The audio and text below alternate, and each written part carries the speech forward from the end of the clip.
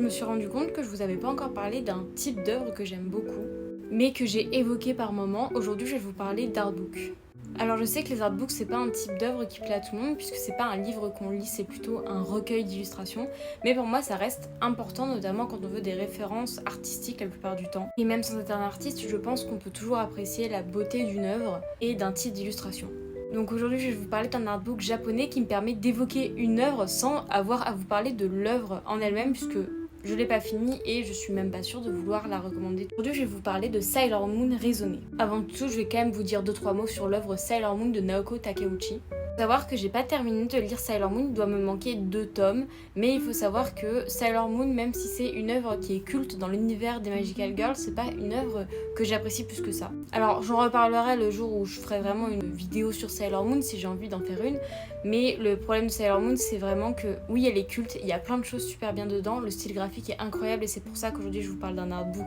de Sailor Moon, mais l'histoire de Sailor Moon elle est un peu chaotique, on va pas se mentir.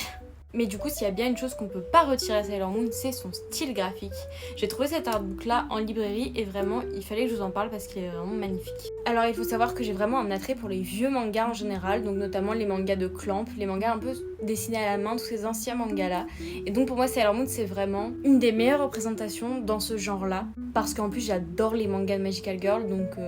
ce qui est bien avec cet artbook, c'est qu'il reprend les illustrations qui ont été faites en lien avec la licence Sailor Moon depuis les années 91 et jusqu'en 2023. Et donc vous pouvez le voir déjà que c'est un artbook qui est quand même assez conséquent et qui a aussi un très beau papier pour vous montrer un peu quand même, c'est des pages, vous voyez, assez épaisses, donc vraiment les couleurs sont magnifiques, ça rend vraiment hommage aux illustrations. Dedans on va retrouver plein de choses, des illustrations qui ont été faites pour des goodies, pour la série, des pages illustrées et aussi des concepts, donc il y a vraiment plein de choses. Je vous montre un petit peu par exemple une double page que j'ai ouverte vraiment au hasard, donc